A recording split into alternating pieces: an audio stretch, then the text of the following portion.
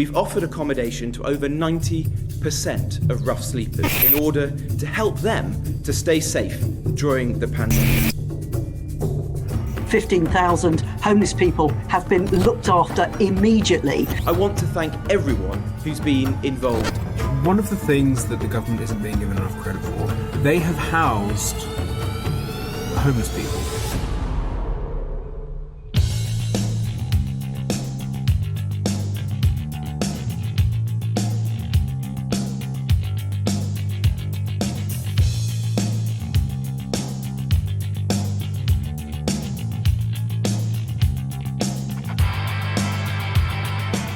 I'm here with Matt and Jess from the Museum of Homelessness. Congratulations on your recent award for the Secret Museum.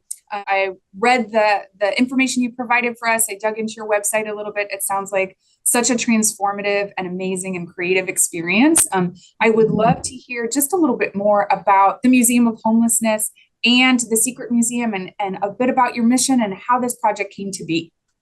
Yeah, of course. So Museum of Homelessness was set up in 2015, and we were set up in a decade where we were really seeing like an explosion in homelessness in all forms, but also for myself and Jess, a kind of need to rebalance representation as we think about with museums. So we've been in and around homelessness circles for a while, and Jess got personal ties to homelessness through her history, which you might talk about. But we were kind of like, there were these two things. There was this representation, this history, unacknowledged history, and this kind of very like acute need that we were seeing and our own kind of personal histories with it. So we work with people who are homeless, who've been homeless, who are homeless, and we set up a group around 2015 to create the museum. And it's been a 9-year journey, and in that time we've done a lot of different projects. We've tackled a lot of different issues. We're very much a campaigning and action orientated organization, as well as a heritage and creative organization, and that's kind of what led us to our kind of way of approaching productions and exhibitions, and what led us to kind of Secret Museum. Yeah, we've had that unusual history, and I think it's given us an interesting approach to how we make shows. Jess, do you want to say anything about that, Secret Museum? Yeah, I think Secret Museum was born out of a need to tell the story of what happened in our community in the pandemic. And when the pandemic first hit UK shores in March 2020, within 24 hours, the trustees had agreed that the museum could repurpose as a mutual aid organisation, basically. And we set up a 7-day-a-week solidarity hub, basically, with grassroots partners. We worked all the way through the first lockdown, all the way through the winter lockdown, just providing the basic essentials to the community, campaigning for people and trying to make sure no one was left behind. So we were as an organisation, as a group of individuals, we were right at the centre of all of that. And then once we got through that first year of emergency work, the community decided that we had to tell that story. And so the project that came out of it was Secret Museum, because the way that the community decided to tell the story was extremely interesting and really creative, and really it was a lot of fun to work on, and the audience found it amazing. And now it's led to us winning that wonderful award, which means so much to everyone who was involved in the project. That's amazing, and a very special genesis of this from a very unique time for that we all witnessed and experienced in the last few years.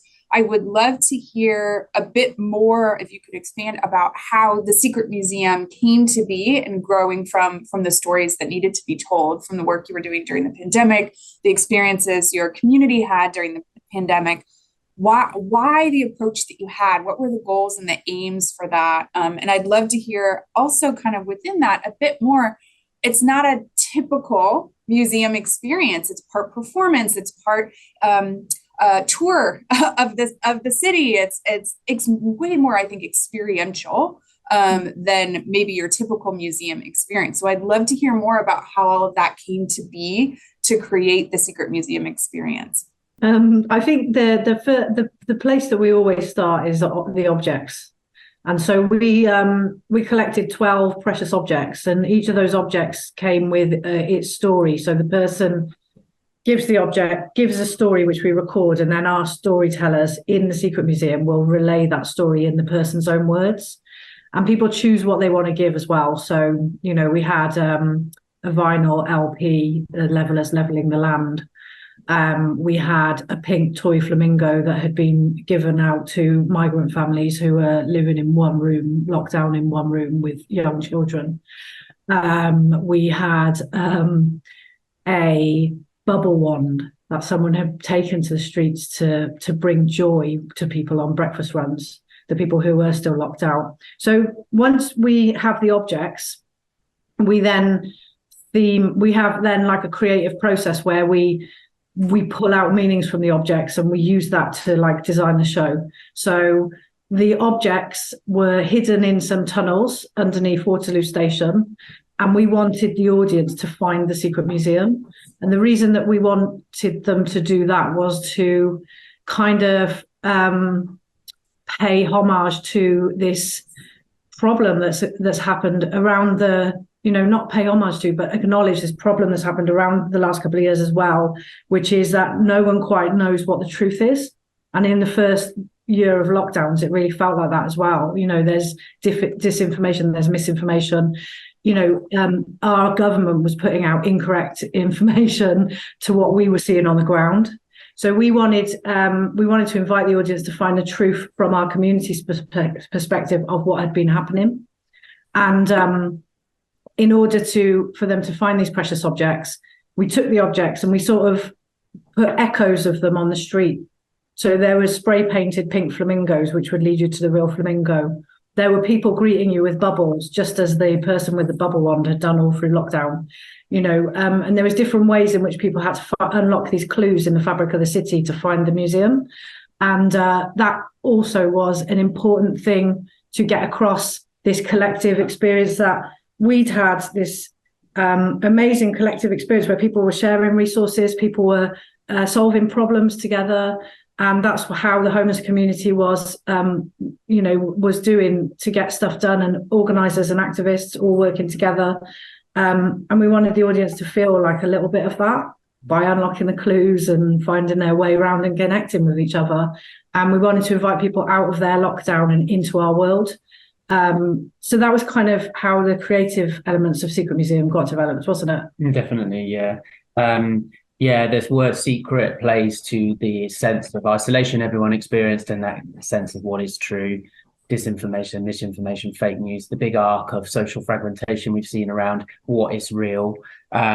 Secret Museum was responding to that through that title, but it also did that to reframe kind of our understanding of what the pandemic experienced for. Like in the UK, 4,300 mutual aid groups were set up. It wasn't just our groups. And we wanted to tell that kind of story about the kind of beauty and joy as well as the difficulties, and the objects encapsulate that because they're sharing so many different sorts of experience, and they kind of make the perfect platform to kind of almost design the show themselves. Like if you read the stuff about Secret Museum, it's like it blended invisible theatre and verbatim theatre and a memorialization space and different exhibition strategies. Well, it's the objects that sort of determine those things, because if you have a bubble wand, how do you use it? In the city, you have to wave it around. Right. That's an echo of what was happening on the streets. You know, it was being waved around in the streets every morning on the streets of London to bring joy to people who were locked out of support during the pandemic. So it's like literally representing what happened. Yeah, that's great. And the fun of, or the moment of bringing the objects to life in a way, I think in a more traditional museum setting, it's not set behind a case and at arm's length, but part of the experience becomes very relevant, becomes part of the transformation that someone might have during this 90-minute experience of the Secret Museum. I'd love to hear a bit more about the time-bound nature of the experience and what you heard from visitors and participants after they were done. You know, what was the reaction? How were they feeling? Were they transformed? What were their, how did they share back with you what their experience was? But I'm also interested in the 90 minutes of it and how you sort of landed on 90 minutes, or if that was just kind of organic, because that's kind of how long it took to find everything, to have the moment, to have the experience.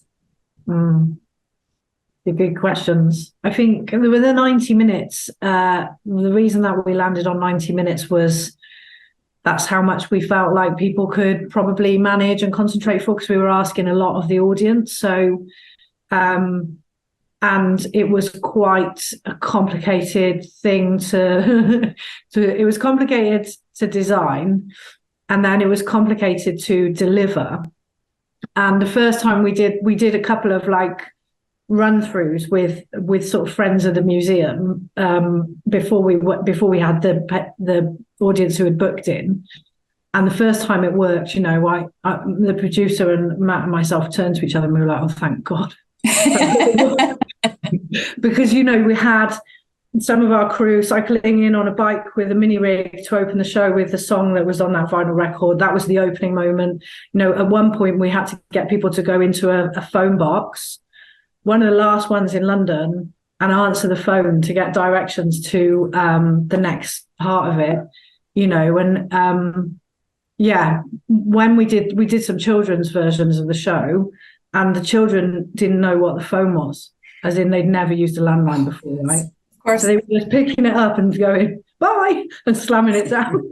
We had to say, can you put an adult on, please? So it was quite a delicate set of things to come together and make a cohesive audience experience, whilst also helping people feel on the edge, because we did want that sort of excitement and discomfort. And 90 minutes we felt was enough. And I feel like because it was such an intense experience, the feedback was people went to every emotional range. So had it been longer, I'm not sure people could have sustained the concentration and the engagement with it.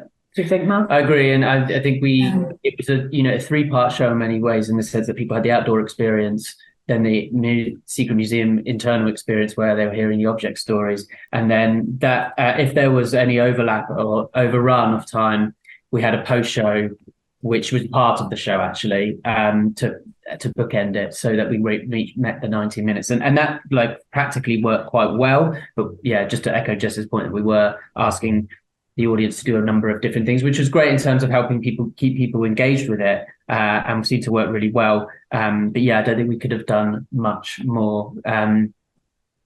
We had some really amazing feedback in the wonderful feedback in the post-show discussions. Yeah, I mean, people were moved, and the thing that I really love about Museum of Homelessness spaces when we do our public engagement creative projects is that in the audience you'll have people who are homeless, politicians, people who work in the field, people who are just curious, and more traditional like arts audience.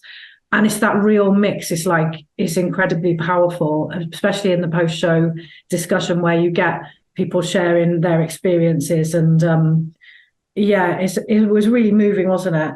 I think one of the most moving audiences for me was we did it over whether to include this, but we do quite a lot of memorialization in our community work, and we do quite a lot of work around death and remembering friends who have died. That's separate, but was also going on in the pandemic, and we actually put that into the show in order to offer the audience also a space to grieve, because we feel like we've got quite good in our community at like processing that and holding space for that. And so we had part of the experience, people could put a candle down, and it was like maybe the first time in a group they'd been able to grieve, because everyone had missed people's funerals and stuff. And that was really moving and wonderful. And then it was like All Souls Night, which in Eastern Europe is a really important calendar day for remembering people who have gone. And we had a group of homeless men who were from Poland and living on the streets here. And they found that space to be incredibly beautiful. And they really, really appreciated it, didn't they? And I think that they were able to say goodbye to friends they'd lost in the pandemic amongst like such a supportive group really meant a lot. So yeah, when we say we took people to the whole range of emotions, there was a space for grief in there as well as like the bubbles of joy. You mentioned that you asked your audience to do a lot. So, a lot physically, a lot emotionally, processing, creating this powerful space for folks. What were the challenges and you spoke a little bit already about the positives, but I'd love to hear just a little bit more about the challenges in kind of realizing the project, bringing it all together. You talked a bit about just the coordination of trying to have all of the moving parts, come together at the right time for the different participation, for the different moments. But I'd love to hear just a bit more about the challenges of bringing the project together. I think one of the challenges actually pertains to one of the things we kind of mentioned earlier, where we're talking about people kind of coming together for the first time. So within our own production team, like people were had gone through the pandemic with us and done all of the mutual aid style work, which went on for 18 months. And which was, so they had that kind of on the ground experience, but we also had people come in, people we were create people we know who were connecting with who'd had the lockdown experience and been really isolated from people. And this team was coming together from very different points of view. So I think emotionally, as a team, it was hard. We were still processing the impacts of the pandemic. It was still really present. Like just after our show finished, actually, the Omicron wave hit the UK, and we didn't have a lockdown as a result, but there was certainly a lot of conversation. We were just in between though, weren't we? Yeah. The cultural theatres and stuff did close again, and we were lucky. We were literally within the 2-week window between the restrictions. So that was really lucky, but it's nerve-wracking. I mean, it's nerve-wracking, like putting stuff back on, isn't it? Yeah. So there's that emotion. There's also emotion like related to how we capture the stories. So people who gave us object stories are, in a sense, processing their own experiences. Many of them, people hadn't had a chance to sit down and reflect in a long time, really since it started. So I think, in terms of like the emotional dimension of this work shouldn't be underestimated for anyone wanting to put on kind of events like that, which have that kind of emotional content. Yeah, it's not sort of like a challenge, but it's definitely a resonance for the work and making sure everyone's got everything in place that they need to help process that. Mm-hmm. I think maybe the other thing is one thing that was a challenge at that time was holding people's anxieties. And like I say, there's been such an impact on people in terms of what people believe and stuff like that. So on the one hand, like in the team and audience, you might have people who are very anxious and had disabilities and very vulnerable to COVID. And then on the other hand, you might have someone who, had a sort of anti-vax position and didn't really believe in it all and things like that. So holding all of those anxieties and trying to make a space where everyone felt safe and included. I think that I remember that being quite a delicate thing for us as the kind of facilitators of that space, isn't it? Yeah. And how were you, do you think, successfully able to hold space for really very polarizing and potentially triggering to each other viewpoints and outlooks and experiences from the pandemic? I think in our lives we've all kind of wrestled with the spectrum of beliefs and approaches to the pandemic. How did you kind of hold that space, do you think? Well, I think that basically it's so beautiful when you actually bring a group of people together kind of like face to face. And it's so different to what we're fed in particularly on socials, as in how a war with everyone is, and it is horrible on socials. I won't deny it. But I think that's the power and the beauty of the arts, is that we can have people come together in a group who might hold really different positions. But in person, people are actually pretty kind to each other, and having that emotional facilitated experience and connecting with stories from people with a range of beliefs, but that are beautiful, funny stories. It creates connection. doesn't it, rather than division. And I think that's the great joy and privilege of this work, is to make those spaces where people can understand each other a little bit better. So yeah, I think it went fine because no one kicked off today. Everyone, there were no arguments. It wasn't like Twitter vibes. It was very much kind and thoughtful, and people were lovely. So yeah, the power of personal experience. Right, that's it. Yeah, the distance of a screen or a phone. That's it. I think there's a lot in that. I think so. People who knew about our work would know about we rescued these enormous mascots from a community centre we were using. They're like big plastic penguins, and they're bins. But we used them as our sort of mascot during the pandemic when we were doing loads of work on the streets and in temporary accommodation. And, people got to know them. They got their own personas, and we had them at the front of Secret Museum to kind of greet people. It was nice. So there were loads of little things like that about Secret Museum. Like you could, there was tea drinking was part of the experience, bubble waving, finding the flamingo. It's difficult to you got sent a secret pack if you booked. It's very difficult, I think, to go through that and experience those things and kind of and then want to kick off, I suppose, at the end. I think it helped hold the space for us and build the connection. And it was a show made with love. We had like multiple creative brains on it, brilliant people working on it, and it shows when you co-produce with a group, like the magic that can happen. And it was made with love, and everything that we did in the pandemic was done with love and compassion and care. And I think that comes through then, and then the audience feel it as well. And that's what we wanted to transmit to them and share with them, wasn't it? So I think it creates, a good post-show chat then, isn't it? Yeah, absolutely. I would love to hear a little bit about what you think the particular qualities and innovations of Secret Museum was that impressed the jury that awarded you the prize that you won last year. So the jury said things like about the exhibition being kind of provocative and disruptive, thoughtful and raw, and how resonant and redefining kind of exhibition-based practice. So I think the judges were interested in the kind of novel approach that we took. The idea of a secret venue is totally counterintuitive to the way museums normally work, and the kind of social message behind it. I think that I think definitely struck a chord with them. So it's those things really which they were reflecting on in their decision making when they chose Secret Museum, and we were so delighted to have that. Yeah, it was so great. It was so great for the community as well to have the recognition, because the temporary touring exhibition of the year is like, that's a really amazing award to win. Whereas someone said to me, "Oh, we should go for the community award," and we were like, "No.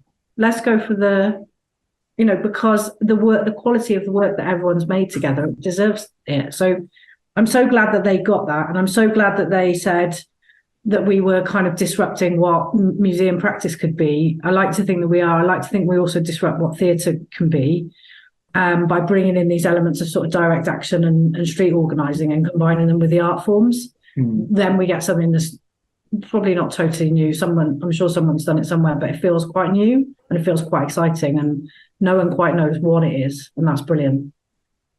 Yes, I it's one of the things I'm most impressed by, fascinated by your work, by this project. And one of my curiosities related to that is, as you're saying, is you're redefining practice of exhibitions. You're, as we talked about, sort of performance theater, participation, museum, storytelling, object collection. Why did you call it Secret Museum? Why use the term museum?